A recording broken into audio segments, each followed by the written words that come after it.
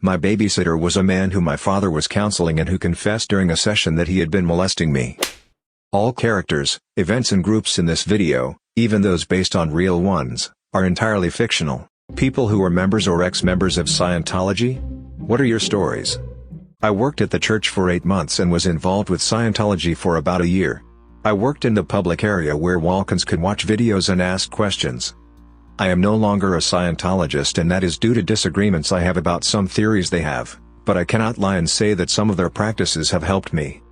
Working in the public area, I gained really good sales techniques and etiquette, and the studying I did in my free time taught me other interesting theories that I respect because they are applicable in many areas of my life. However, they are a relentless group of people that will call, text, email or Facebook message you about going back until you want to pull your hair out. Though they actually have a nice organizational strategy, their business techniques are harsh and unrelenting. Money is always on their mind. I hated that part of it. Fortunately, being a staff member, all of my courses were free, but they usually costed around $500 for non-staff. Other than that, they're nice people if you get to know them outside of the church. My uncle used to take me with him when he had classes there. He wasn't into any of the religious aspects to my knowledge, but they had certain theories that made sense regarding behavior and such. I don't remember exactly, but some things to do with unlocking why certain triggers affected you. Like being nervous around stairs because you fell downstairs when you were young but don't remember it. I would sit in the lobby and read or entertain myself somehow. I got audited a few times for fun. Sometimes they'd have me watch movies, like their award shows or celebrity endorsement videos, etc.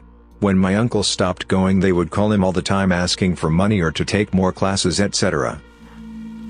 I was born into Scientology and my experience with it was pretty bad. It's really difficult to answer this question fully because it was basically my whole life for 22 years.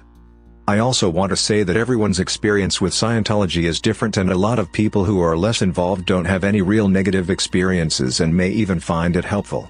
Most of the horror stories come from people who worked for the church or who grew up with parents on staff there. Early life, my father was an auditor, the counselor, minister, therapist where you hold the cans on the meter, on staff. My mother worked to support the family as he didn't get paid anything worth mentioning. I got my first auditing when I was 5 and don't remember much of it. I did courses there designed to help with basic things from study skills to basic morals. These are the introductory courses, and you won't find anything very off the wall in them, although I suppose some of the drills on the communication courses are seen as pretty strange. The only really screwed up thing that happened because of church policies is that when I was very young, my babysitter was a man who my father was counseling and who confessed during a session that he had been molesting me. He continued to babysit me because he had said it during a counseling session, so it was confidential and my father was told to do nothing about it, and not to tell my mother. My parents split up when I was pretty young and I moved back and forth between them a lot. My stepfather did some pretty screwed up and abusive things in the name of Scientology, but I'm not going to go into that because it was him twisting Scientology around so he could be abusive. He was just a butthole. All in all, early life wasn't that weird, in regards to church-related things. The first time I remember doubting the church was in middle school. We had a lesson on cults and how to spot them. They handed out a checklist on how to spot a cult and I noticed that Scientology hit almost everything on the checklist. I brushed it off at the time, but the seed of doubt was planted. After that I kept noticing things that felt off to me, but continued to ignore them for fear of upsetting my parents. I was taught that questioning the church meant that I had done something wrong, and I would get into trouble. Quite different from the slogan you hear over and over when you are in the basic part of the church of what's true, is what's true for you. This no longer applies when you get further involved unless what's true for you happens to be Scientology. When I turned 18, my parents pulled me out of high school to join staff at the church. I really wanted to finish and graduate, but was eventually convinced that a diploma wasn't important compared to saving the world, in a very simplified nutshell. And that if I ever wanted to leave staff and work a WOG job, WOG is their slur for non-Scientologists, my experience working at the church was all I would need to get any job I wanted. I didn't understand at the time how wary most of the world felt towards Scientology because you are forbidden to look up Scientology online or expose yourself to any negative views on it. You're taught that the people who say negative things about Scientology are basically just bad people who want to destroy Scientology because they don't want people to be able to get help. All I knew was what I had learned in the church. I was surrounded by Scientology pretty much 24/7 for my whole life. Being on staff was a nightmare. There is way too much for me to go into in this reply. I eventually left partially because of all the really screwed up things I became aware of that were going on that I hadn't been exposed to as non-staff.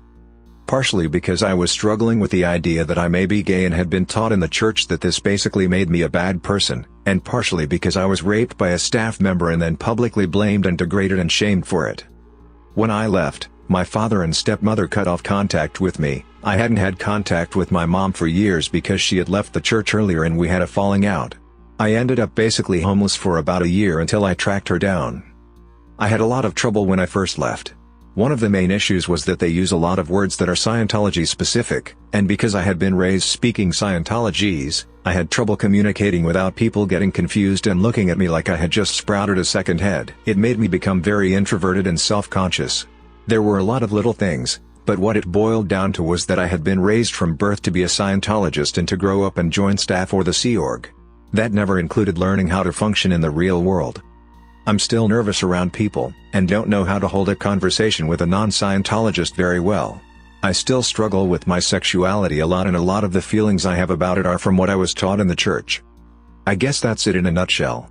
Like I said, there's a ton more, but it's too much to put down in one comment. I should also say that there are some worthwhile parts of Scientology, and I have seen it help people. It's just that the bad vastly outweighed the good. If anyone is interested in the useful parts of the teachings, read some intro books and maybe study some of the intro course booklets, if you can get a hold of them, but please, don't get involved with the organization itself.